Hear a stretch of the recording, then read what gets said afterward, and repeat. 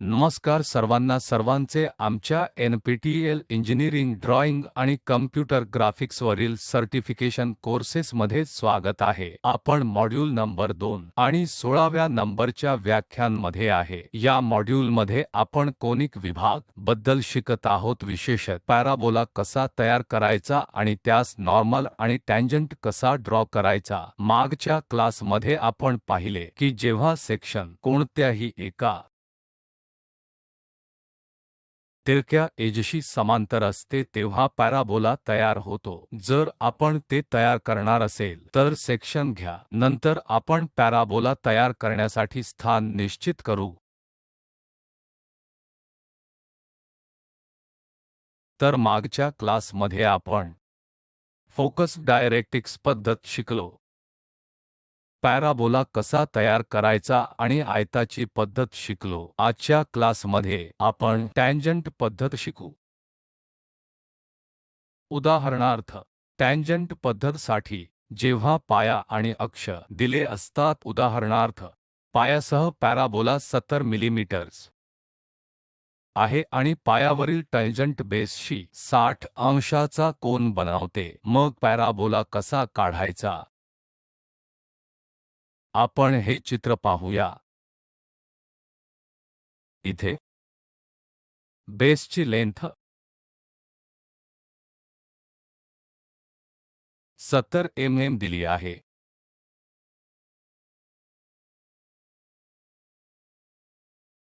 आणि टँजंट्स, उदाहरणार्थ एक टँजंट सर्व मार्गांनी C ला 60 अंशाच्या कोनात विभाजते. त्याचप्रमाणे C पासून सुरू होणारी दुसरी टँजंट B पर्यंत जाते, ती देखील 60 अंश करते. त्या केसमध्ये जर फक्त 70 बेस दिला असेल आणि टँजंट 60 अंशाचा कोन तयार करत असतील तर ग्राफिकदृष्ट्या या परिस्थितींचे समर्थन करणारा पॅराबोला कसा काढायचा, ही एक गोष्ट आहे जी आपण शिकणार आहोत.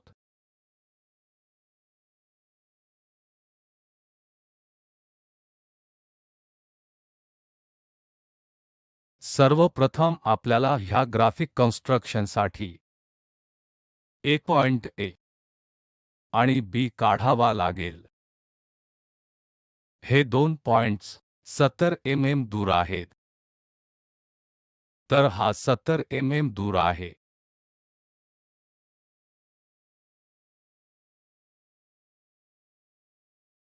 यालाच आपण बेस म्हणतो. नंतर प्रोटेक्टरच्या सहाय्याने एक लाईन काढा जी सर्व मार्गांनी 60 अंशात कोन करेल. त्याचप्रमाणे B पासून आणखी एक लाईन काढा जी C बिंदू वर प्रथम लाईनला जॉइन होते आणि B पासून ती देखील 60 अंशाचा कोन करते. एकदा ते पूर्ण झाल्यानंतर ला ते C ला समान संख्येने भागासारख्या भागांची संख्या 1 2 3 सर्व 9 पर्यंत, तर 10 समान भाग आपण ह्या बाजूला तयार करणार आहोत. तसेच C ते B कडूनही 10 समान भाग आपण तयार करणार आहोत. भाग तयार केल्यानंतर आपण हे पॉइंट्स चढत्या आणि उतारत्या क्रमाने मार्क करणार आहोत. काहीतरी म्हणजे 1 2 3 4 आणि असे 9 पर्यंत. नंतर 1 पासून सुरू 2 3 4 5 आणि असे 9 पर्यंत. तर चढत्या क्रमाने आणि उतरत्या क्रमाने आपण समान संख्येने भाग बनवतो.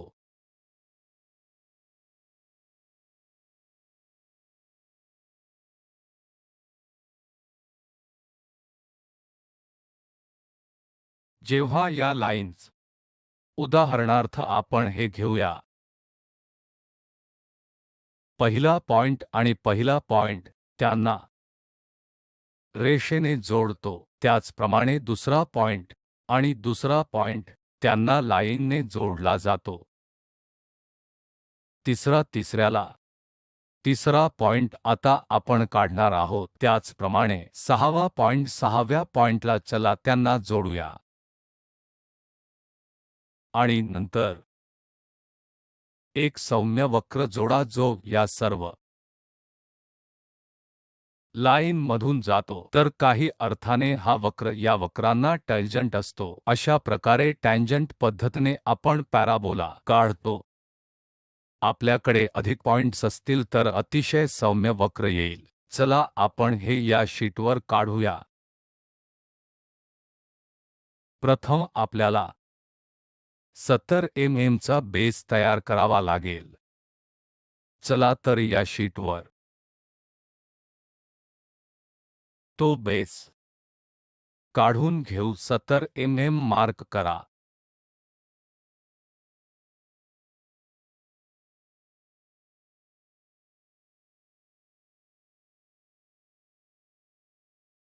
हे पॉइंट्स मार्क करा जसे की ए आणि बी हे पॉइंट्स आहेत. त्यानंतर आपण 60 अंशाचा कोन तयार करणार आहोत. टॅन्जंट 60 अंशात आहेत.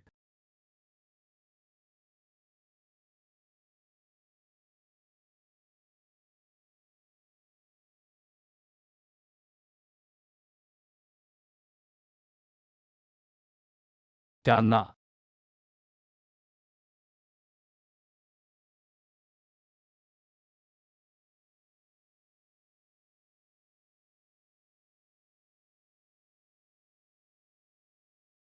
ए पासून वरपर्यंत जोडा, कारण ते सी पॉइंटवर इंटरसेक्ट करणार आहेत. आता इन्क्लाइन्ड अँगलचा वापर करून त्यांचे दोन्ही बाजूंनी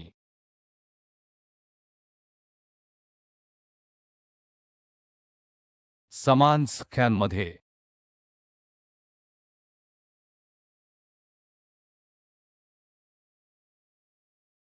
लाईनचे विभाजन करा. ती ए ते सी किंवा सी ते ए देखील असू शकते. हे बरोबर आहे. पहिला, दुसरा, तिसरा, चौथा, पाचवा, सहावा, सातवा, आठवा, नववा आणि 10वा. आता हे पॉइंट्स जोडा.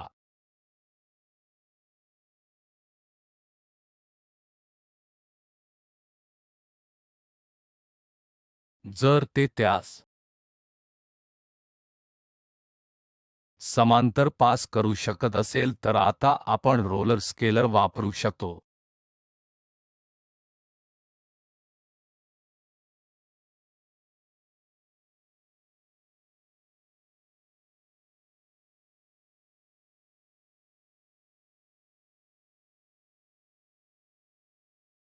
तर आपण हे पॉइंट्स मार्क करू शकतो.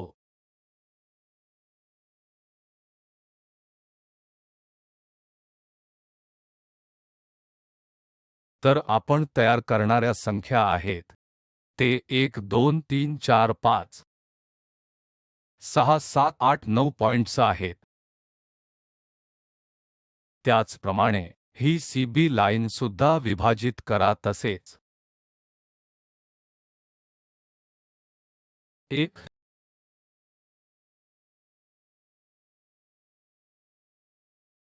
2 3 4 5 6 7 8 9 आणि 10. एकदा ते पूर्ण झाल्यानंतर हा 10वा पॉइंट बी ला जोडा.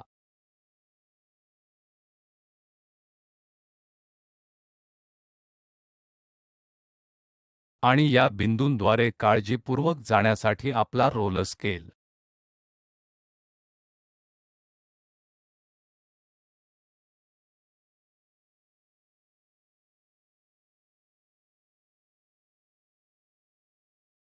हलवा.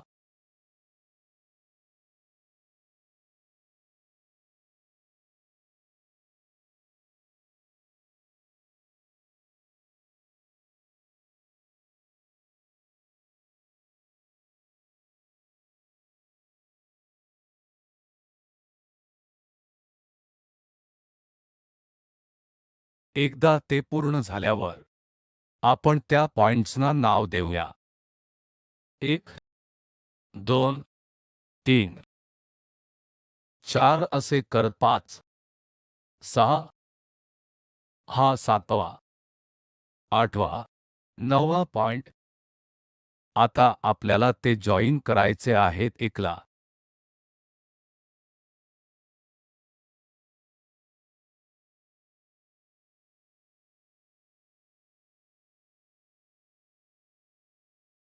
एक त्याचप्रमाणे 2 ला 2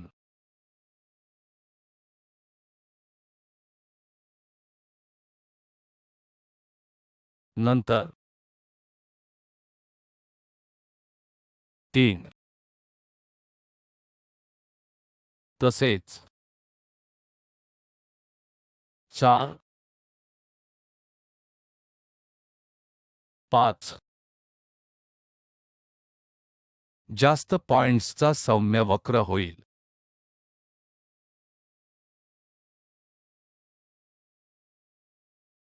नंतर 8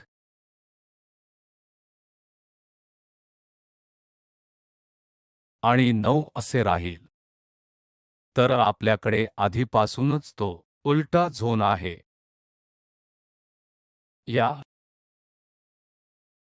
लाईन्समधून पास होणारा सौम्य वक्र आपल्याला तयार करायचा आहे. तर एक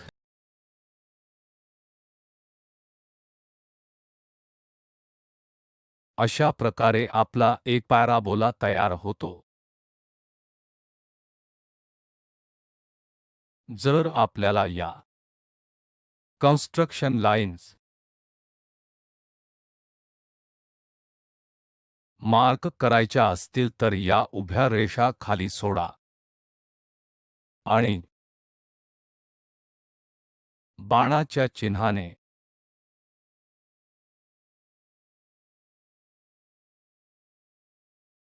70 ला मार्क करा आणि दुसरा इन्क्लिनेशन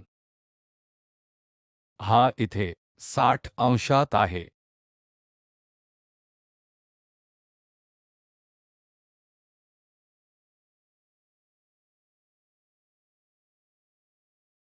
आता आपण पॅराबोला ड्रॉ करण्यासाठी एक नॉर्मल तयार करू.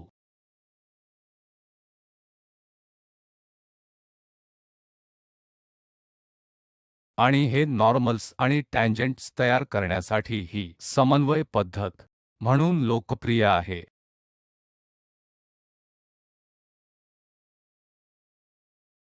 पुढे आपल्याला काय करायचे आहे तर C वरून एक व्हर्टिकल रेषा ड्रॉ करा.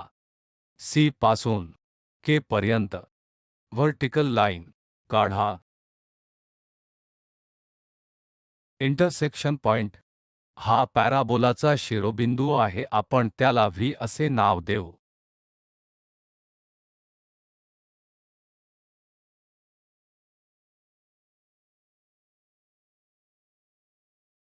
त्यानंतर जर आपल्याला पॉइंट P वर एक नॉर्मल काढायचा असल्यास आपण हा P पॉइंट मानू. येथे आपण या दिशेने नॉर्मलसारखे काहीतरी तयार करू इच्छितो. ते करण्यासाठी सर्वप्रथम शिरोबिंदू पासून खाली 20 युनिट्स इंटरसेक्शन पॉइंट P स्थापित करा आणि व्हर्टिकल रेषा C ते K वर दुसरा बिंदू स्थापित करा.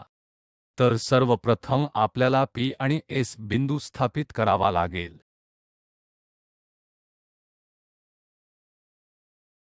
त्यानंतर V ते S पर्यंतचे अंतर मोजा. V ते S पर्यंतचे अंतर जे काही आहे ते मोजले जाते व्ही ते टी पर्यंत कंपास वापरून शोधून काढा.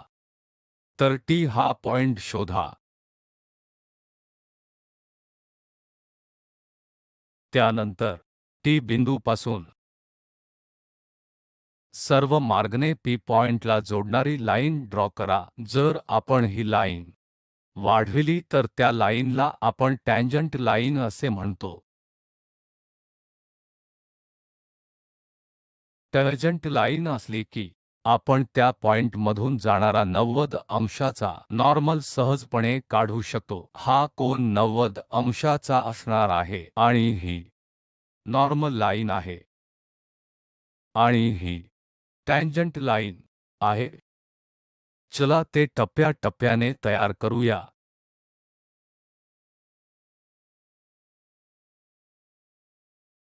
ही शीट पहा. आपण आधीच हा पॅराबोला तयार केला आहे. आता एक पॉइंट स्थापित करा. उदाहरणार्थ हा एक. चला हा पॉइंट येथे मार्क करूया. मला टँजंट आणि नॉर्मल तयार करायचे आहे. आता पहिली पायरी सी पासून के पर्यंत आहे. आपल्याला एक वर्टिकल रेषा बनवायची आहे. एक आपण लंबदुभाजक वापरू शकतो म्हणून आपण ते जॉइन करण्याच्या स्थितीत असू किंवा तसेची बेस 70 mm आहे तर आपण इथून ते इथपर्यंत 35 mmचा वक्र स्थापित करू शकतो. 35 हा आहे. आता सी आणि के बिंदू जॉइन करा. चला या बिंदूचे नाव के आणि इंटरसेक्शन पॉइंटचे व्ही असे ठेवूया. आता व्ही च्या खाली आपल्याला 20 मिमी ने जावे लागेल जिथे आपण क्षैतिज लाईन ड्रॉ करू. बिंदू 20 मिमी खाली जर मी ते तयार करणार असेल तर हा पॉइंट कुठेतरी जातो. जर हा बिंदू असेल जिथे आपल्याला तयार करायचा आहे आपल्याला तिथे क्षैतिज लाईन सोडावी लागेल. जर ते 20 मिमी असेल तर हा पॉइंट स्थापित करा. हा बिंदू आपण या पॉइंटला एस या पॉइंटला पी म्हणून संबोधले आहे. पुढे व्ही एस ला टी एस व्ही च्या समान मार्क करण्यासाठी आपल्याला कंपासचा वापर करायचा आहे. तर टी म्हणून हा बिंदू स्थापित करा. आता टी आणि पी पॉइंट्स जॉइन करा. तर आपण आपले पेन वापरू.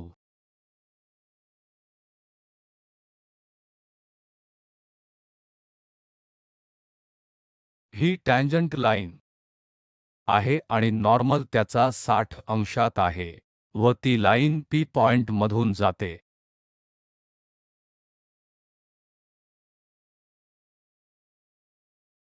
तर 90 अंश शोधा. पी ला लाईनने जोडा आणि त्यानंतर तिला ठळक करा.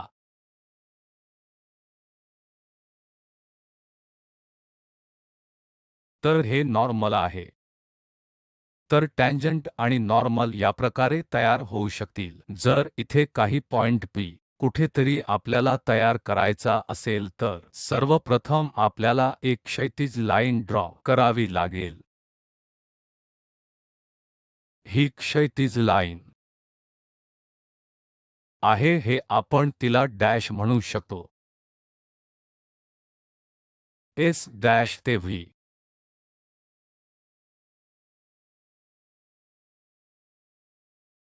पर्यंत मोजा आणि समान लेंथचा वापर करा. इतर पॉइंट मार्क करा. टी डॅश टी डॅश आणि नवीन पॉइंट जॉइन करा. हा पॉइंट आहे. जर आपण त्यांना जॉइन केले तर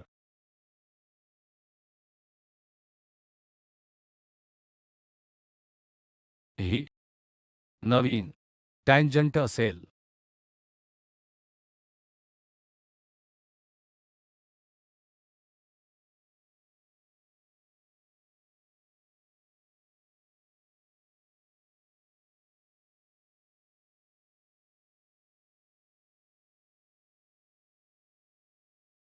आता आपण परवलयचा डायरेक्ट्रिक्स आणि फोकस शोधू. या पॅराबोला कन्स्ट्रक्शनसाठी आपण काय वापरले आहे? बेस आणि टँजंट वापरून आपण कोणत्याही पॉइंटवर पॅराबोला तयार करण्याच्या स्थितीत आहोत. जर आपल्याला टँजंट आणि नॉर्मल काढायचे असेल तर आपण या मापाच्या पुढे गेलो. हा व्हीएस पॉइंटला समान आहे आणि या आधारे आपण तो तयार केला. आता डायरेक्ट्रिक्स कसे बनवायचे जे पॅराबोलास निर्माण करीत आहे आणि फोकस कुठे स्थापित आहे या साठी आपण हे चित्र पाहू. पॅराबोला तयार केल्यानंतर एक PQ रेषा ड्रॉ करा. सर्व मार्गांनी P पॉइंटमधून जाणारी व्हर्टिकल रेषा वापरा. हा पॉइंट P आहे आणि ही लाईन PQ आहे. नेहमीच CK लाईनला समांतर असते आणि अशा प्रकारे ती बनवायची आहे. नंतर मग आपल्याला फोकस पॉइंट केंद्रबिंदू F असा स्थापित करावा लागेल की कोन P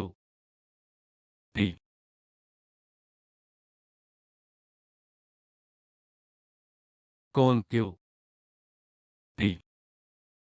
F यांचे कोन P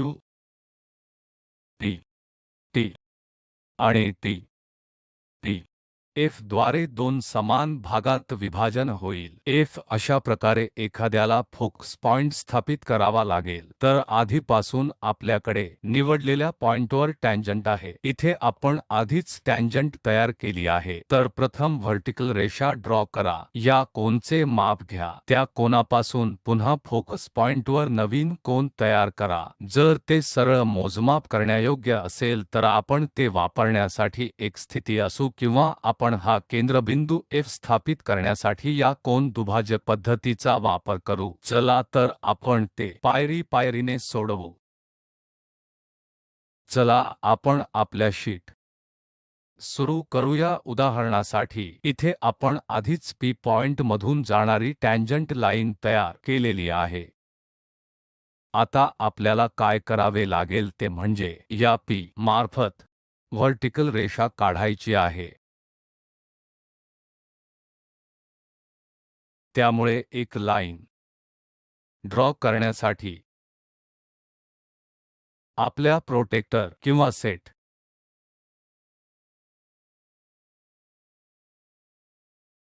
वर्गांचा वापर करा आणि हा Q पॉइंट कुठेतरी स्थापित करा. तर एक व्हर्टिकल रेषा Q दिशेने सर्वत्र प्रथम आपल्याला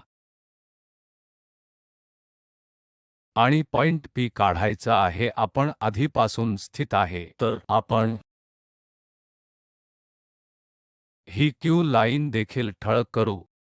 फक्त आपल्या उद्देशासाठी आपण ही डॅश लाईन वापरत आहोत. हा Q P केंद्रबिंदू शोधण्यासाठी येथे कुठेतरी समान कोन बनवू इच्छित नाही.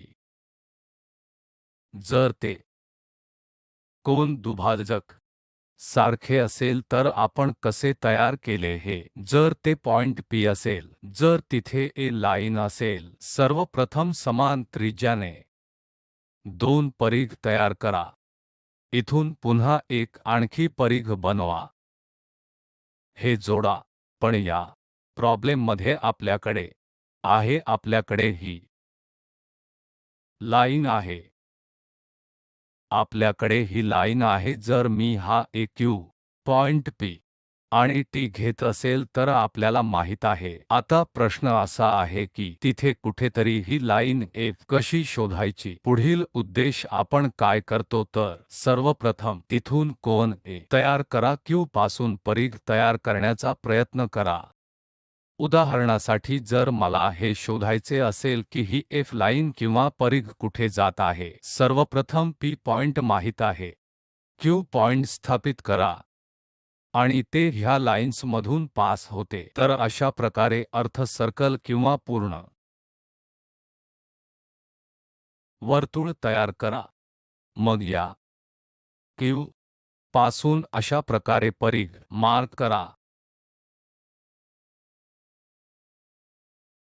कारण आपल्याला F बद्दल काही माहित नाही, तो कुठे इंटरसेक्ट होणार आहे ते. आता आपण काय करणार आहोत तर T पॉइंट आपल्याला आधीच माहित आहे. T पॉइंटपासून एक कट बनवा. म्हणून एकदा आपण ते कट केल्यानंतर आपल्याकडे असा एखादा पॉइंट आहे आणि ह्या दोन लाईन्स जोडा. इथे समान कोन दुभाजक काढण्यासाठी आपण समान पद्धत वापरू. P पॉइंटपासून सर्वप्रथम इथे A पॉइंट बनवा आणि हे कुठेतरी या लाईन्सवर इंटरसेक्ट होणार आहे. तर एक सर्कल ड्रॉ करा. तो या पॉइंट Q वर इंटरसेक्ट होणार आहे आणि आपल्याला जो पॉइंट हवा आहे, टॅन्जंट लाईन जी ह्या पॉइंटमधून जात आहे, तर एक परिघ करा जो T मधून जात आहे. तर आपण काय तयार केले आहे तर P पासून एक त्रिज्या काढा. एकदा त्या पॉइंटपासून त्रिज्या काढली तर एक परिघ काढा. ती T पॉइंटमधून अशा मार्गाने जाते. T पॉइंटमधून अशा मार्गाने जाते. एकदा ते झाले की T पॉइंट आपल्याला आधीपासूनच माहित आहे, तर तो पॉइंट स्थापित करा. आधीच तयार असलेल्या सर्किटवर ते इंटरसेक्ट करा. तर हा इंटरसेक्शन पॉइंट येथे आहे. तर हे केंद्रबिंदू असायला हवे. आता P पॉइंट आणि F पॉइंट जॉइन करा. अशा प्रकारे आपण फोकस बनवतो. एकदा फोकस समजला की डायरेक्ट्रिक्स शोधणे सोपे असते. कारण पॅराबोला एसेंट्रिसिटी ही एक असते. तर F पासून V पर्यंत जे अंतर असेल, V पासून त्या पॉइंटपर्यंत देखील आपल्याला समान अंतर मिळेल. तर आपण या बिंदूला O म्हणू. आता आपला रोल स्केलर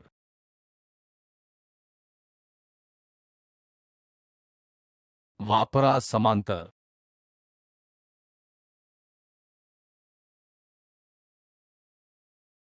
डॅश प्रकारची लाईन काढा.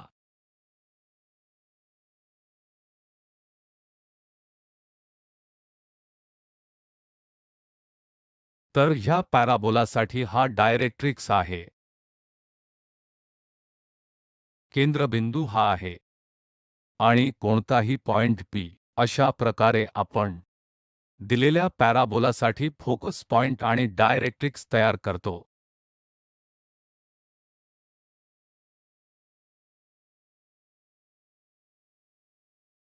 पुढच्या क्लासमध्ये आपण हायपरबोला कसा काढायचा, विशेषतः डायरेक्ट्रिक्स आणि एक्सेंट्रिसिटी वापरून कसा काढायचा ते शिकूया. खूप खूप धन्यवाद.